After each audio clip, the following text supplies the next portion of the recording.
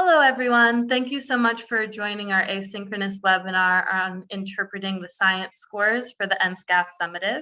I have with me Dr. Jeremy Henniger, the Director of Statewide Assessment, Dr. Trudy Clark, the Assistant Director of Statewide Assessment, Lane Carr, the Administrator of the Office of Policy and Strategic Initiatives, and Rhonda True, the Competitive Grant Specialist. My name is Audrey Webb. I'm the Science Education Specialist here at the Department of Education. So today we're going to be diving into what a score on the NSCAS Science Summative Assessment means. We'll talk about how it's determined, how you can interpret it, how these interpretations can impact classroom, school, and district decision-making, and how they fit within the larger system of NSCAS Science. It's not just the summative assessment. There's a whole system of assessment supports for science. And we'll also talk about NSCAS alternate. And then we'll talk about how these scores can be used in our accountability systems here in Nebraska. So that's the agenda for today.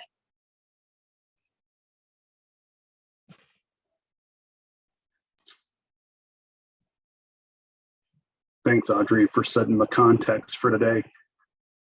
I want to go over a little bit about the scores to get everybody started. First of all, this is NSCAS Science General.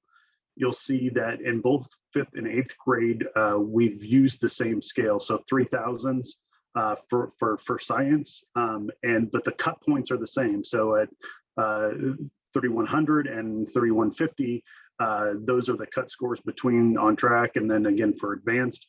So for both 5th and 8th grade, if it's 3100 or above, students are proficient, either in that on track or that advanced category. And then at 3150, students would move up to advanced, both for 5th grade and 8th grade. So that's common between those scales. We try to do that for ease of use and ease of understanding if you're looking across 5th or 8th grade results as you move forward. You notice that the percentages on the bottom table are unofficial. It's really important that everybody knows that to start out with. Typically when this information goes public, it's added together with the NSCAS alternate science, so the percentages would change a little bit there because those percentages are a little bit different in each of the three achievement levels, the developing, the on track, and the advanced. But also these percentages reflect students that actually took the test and had a valid score. In some cases for public reporting and for accountability decisions, a student that didn't take the test or failed to participate, their results might be added into that as well. And so those percentages might go down or up depending on the state level and those types of things. So just keep in mind that those are unofficial results until the public release it happens, and then you'll know what those percentages actually are for the state. But this gives you some kind of idea about comparisons between your own district and other students from across the state. So just kind of set that up for you to start out with. Also talk a little bit about the reporting for NSCAS Science. The information is in the NWA's dynamic reporting system, so you can log in and you can see individual student results. They're going to show you across the range of scores where the student lies. And then you're also going to get these whiskers here, so it shows you if the student were to take the test again, where they would most likely score if they took the test again in that same type of time frame, right? So without any additional learning, without any remediation, if the student took that the next day, this is probably where they would be. Measuring students is difficult, and so we do the best we can, and then we also know that there's going to be variety from day to day, potentially what students are able to show us they know and can do, and so that's there for you. So that's kind of that plus or minus 12 there for this individual student that we have up there for you for an example. also point out that every student, every district receives information on every individual student. So they receive information on the alignment of the items that the student took. They get information about whether that was correct or incorrect, what type of item it was, whether it was a multiple choice item or maybe a two-part item or a drag and drop, those types of things. And then information around the item's difficulty. So was this really difficult item traditionally, or was it an easier item? And so this is based on the percentage of students that got that answer right when the item was field tested originally. So we tested the item to make sure that it worked as part of those tasks. And so that item difficulty is there for you to kind of say, oh, this was an easier item or a more difficult item that the student got right or wrong. So we've tried to provide more information in this space than we have done in the past about how individual students do. And there's going to be some pieces in the reporting system that aggregate that in the future as well. So we'll look forward to that. Kind of set up a little bit of information here about the history. So this is a timeline for science. So back in 2017, these new science standards were adopted. There's three-dimensional standards. And one of the things that happened at that time is we really took some time, we as in the state of Nebraska took some time to prep for and to plan for this new assessment and these new the new three-dimensional standards. And so we did some early work with Nebraska educators. One thing I want to mention here is that we're really proud of this assessment. This is a great assessment, and not because I led it or because other people worked on it or because it's NDEs. We're proud of it because Nebraska educators came together over and over again, science educators from across the state, to give us input. So they gave us input on the standards themselves. They were part of the task force, part of the pilot in writing items and tasks and developing those along the way. And so really Nebraska educators should be proud of the work that they've done around this assessment and the other assessments that are part of the system, because a lot of work has gone into making sure that we can wrap our heads around the assessments of these three-dimensional standards, and that can have impact on instructional strategies and informing curriculum and instruction decisions going forward. So talk about this really quick. It kind of shows you some of the decision points along the way. So the first one is the task force. Before we even started developing the assessment, this particular assessment, we brought educators, science educators from across the state together, and they really put together a vision for science assessment in the state. And one of the things that group took on early is, should we be reporting around each of the three dimensions, or should we just have one science score? And that's a really big decision, right? And how people use that information. And really this comes out of a general philosophy of these three-dimensional standards, that you need all three pieces, right? You need the cross-cutting concepts, you need the practices and the content all together to make science, right? You can't do one of them and have science. You have to do all three of them together to get science. And it's really important that those are integrated in the instructional piece. And so part of that task force wanted to make sure that we reinforce that idea that you needed all three to get science, to get that one particular score, and not dividing it into other pieces kind of reinforces that it's one big thing all together. All these pieces come together and to make that one content area. So that was an early decision, but we also wanted to make sure we were making correct decisions all along the way, because there's a lot of time in here. You can see here at a couple of different points, the psychometricians took a look at the pilot information, the pilot data and the field test data, and they looked at it to see if that is the right decision to have just one science score or not. They looked at it to see if we could have a score for cross-cutting concepts or a score for practices, right?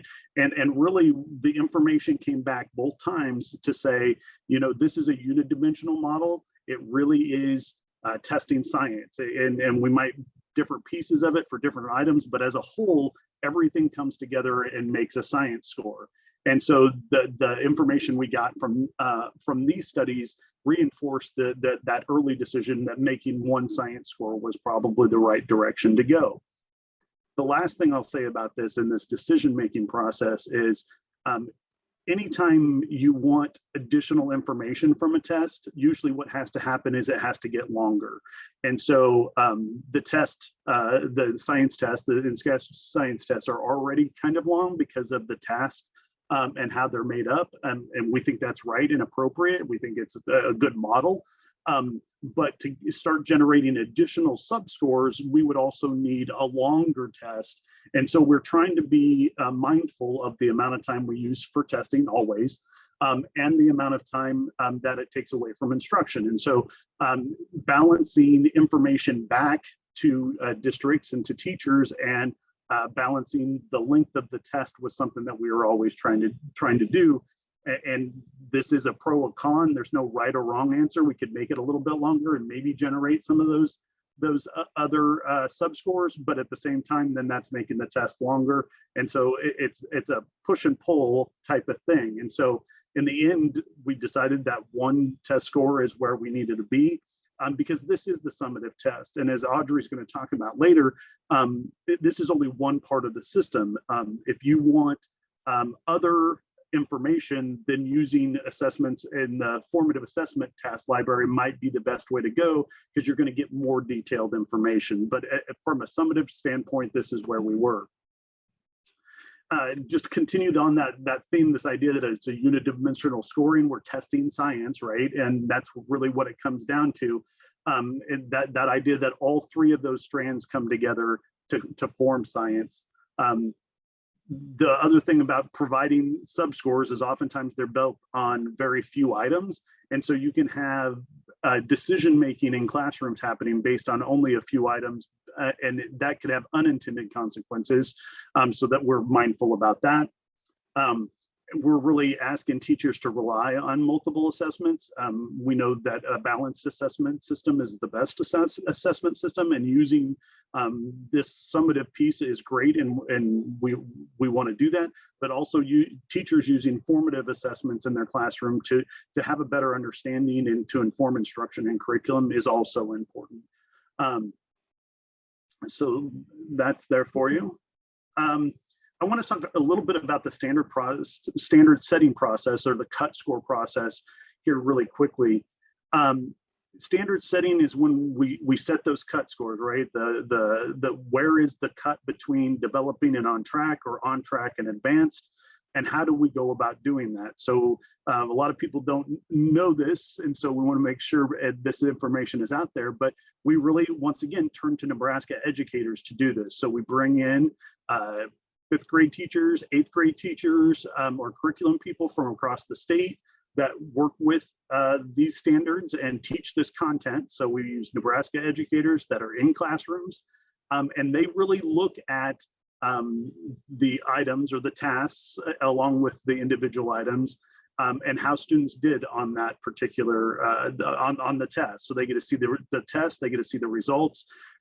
They also use those achievement level descriptors to really say, okay, this is the point, this is the cut, and really it is a recommendation process that they go through, and it's based about content, right? So it's based on the content, based in those standards, in those achievement level descriptors.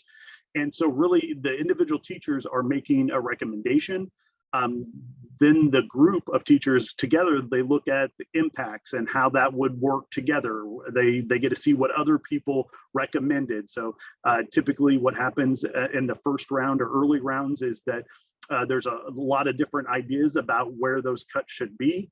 And then over the time of the multiple steps in the process, those recommendations kind of shrink down, and the teachers kind of come to a general understanding of where that cut score should be.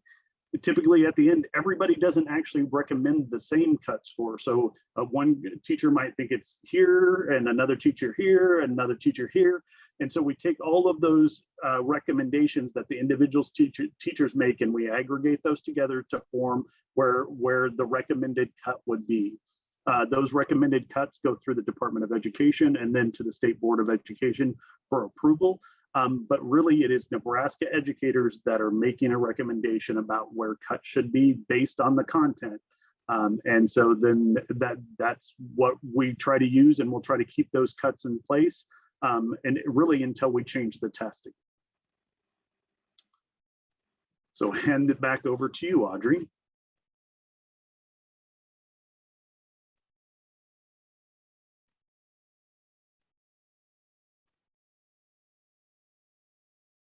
Thanks, Jeremy, for talking through how the scores were determined. This next segment talks through what these scores actually mean. With the introduction of the 3 dimensions of the science standards that were passed in 2017, these 3 dimensions we use simultaneously in classrooms all the time in order to lead to a sense-making approach for science.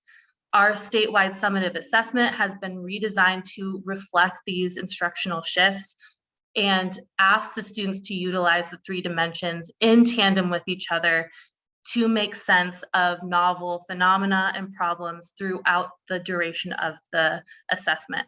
This allows us to assess in the same way students are learning, and it's a grounding approach based in phenomena that asks students to think critically about relevant phenomena using all of their skills in science. So this allows us to actually assess their critical thinking through this idea of transfer.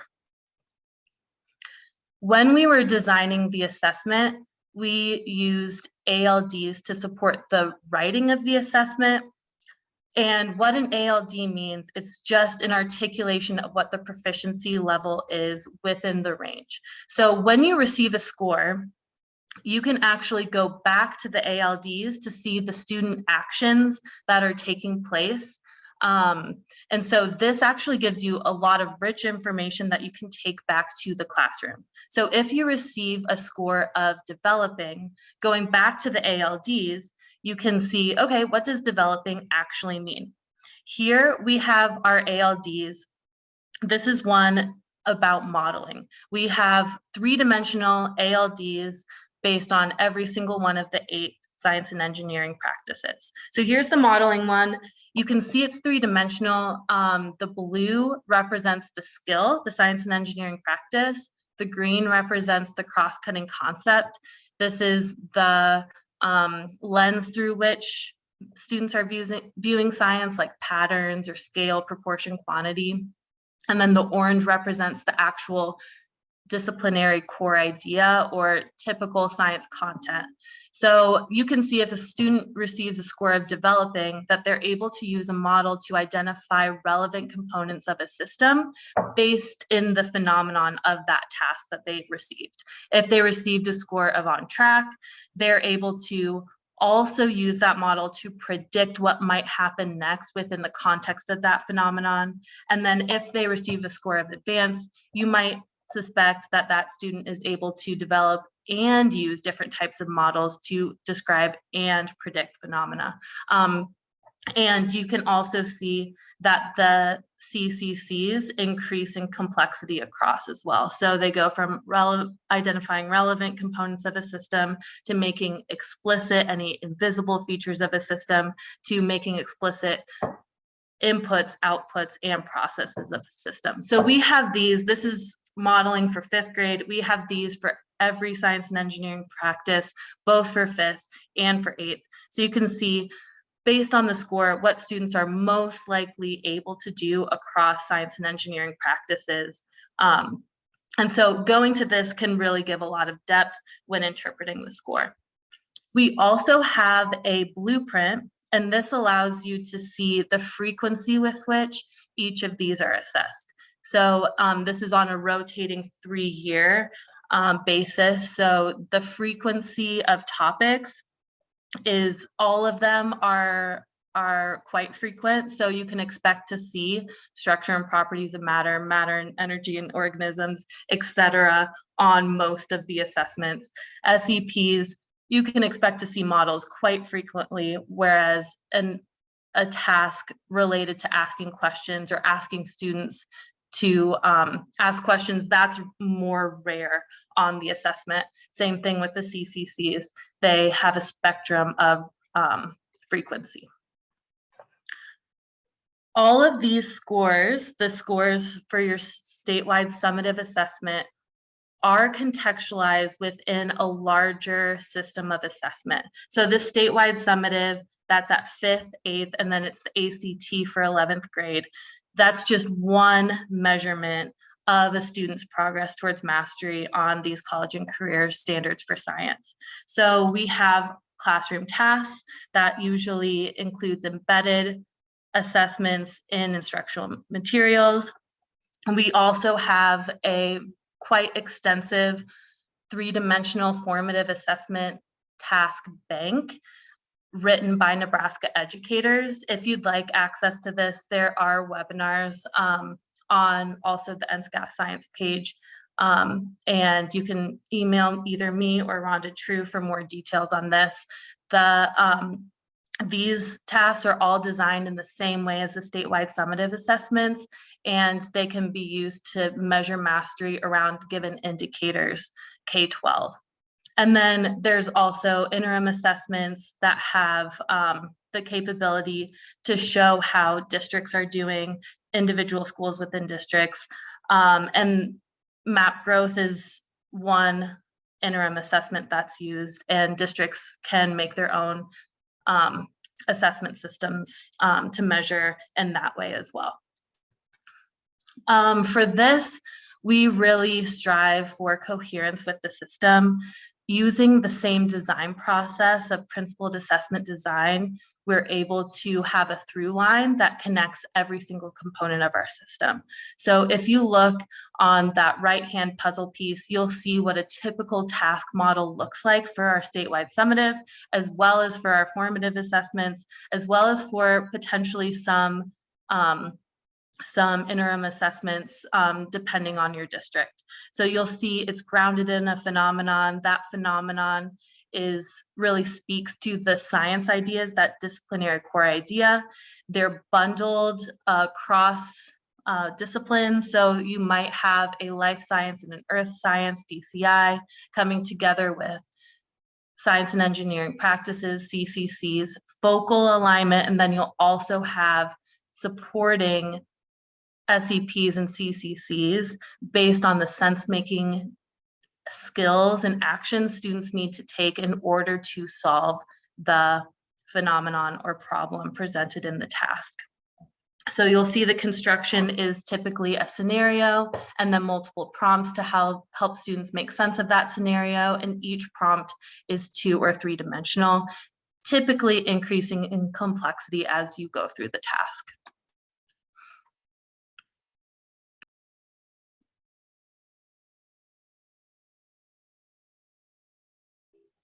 Hello again. I want to talk a little bit about alternate assessment. So we don't want to forget about those students that are taking the NSCAS science alternate.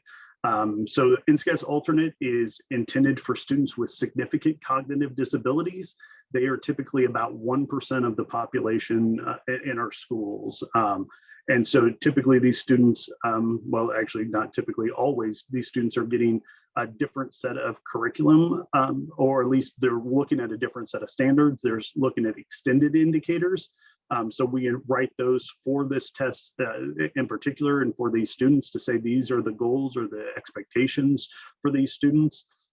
We test in grades 5, 8, and in high school. So if a student has a significant cognitive disability in the high school, instead of the ACT, they would take the NSCAS alternate tests. You can see here is the information about the ranges and the cut scores for NSCAS alternate science. You can see kind of the same percentage breakdown and that we showed earlier for NSCAS general. Once again, these are unofficial. These will be grouped in with the other information from the NSCAS general when this information goes public. You can access individual students' information from DRC's Insight. One thing that I mentioned here is there are resources on the NSCAS alternate page. Audrey just finished up talking about resources that are out there for the NSCAS general. We have for alternate, we have the extended indicators, we have achievement level descriptors, and then we also have instructional support. So we've brought in Nebraska educators once again from all across the state to help us write those extended indicators, to write the items that we use, to write the achievement level descriptors, or to vet to review those pieces. And then we also brought in teachers again to help us set these cut scores for this typically 1% of students. And so there are resources out there to help with these students as well. You're going to use the alternate resources, but those are available. If you have questions about that, please reach out to us and let us know. Next, Lane Carr is going to talk about accountability.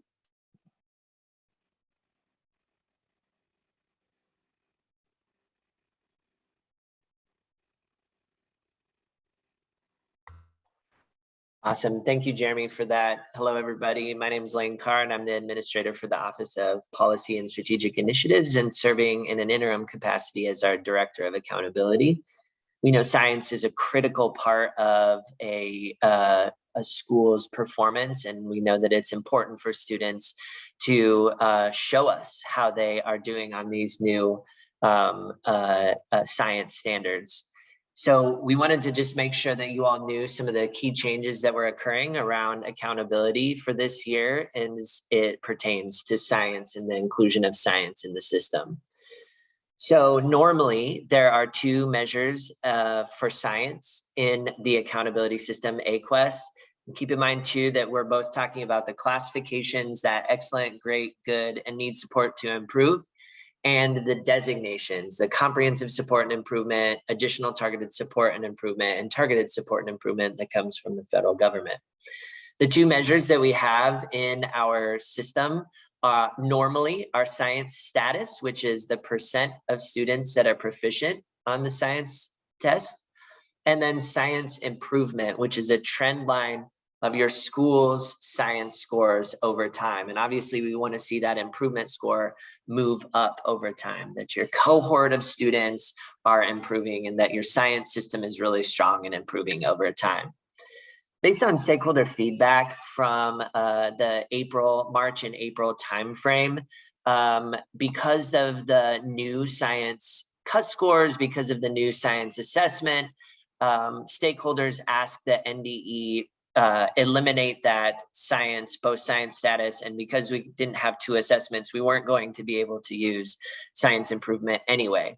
So science is now written out, at least temporarily, from our federal accountability for the fall of 2022 only. So I'll just say that again, in our CSI, TSI, and ATSI designations that you'll see this fall, which should be coming out very soon, there will not be science included in there for this year only. However, at the state level, with those classifications, science is required to be included. So for this year, we will be using science status. That's the percent proficient on the science assessment, combined with other indicators from NSCAS like growth, non-proficiency, etc. You can find a lot more information about this on the AQuest website. We have 4 videos that are specifically about accountability for this year, and that's at aquest.com/resources. And you can always feel free to reach out to me, lane.carr@nebraska.gov, for any questions that you might have. I'll turn it over back to Audrey.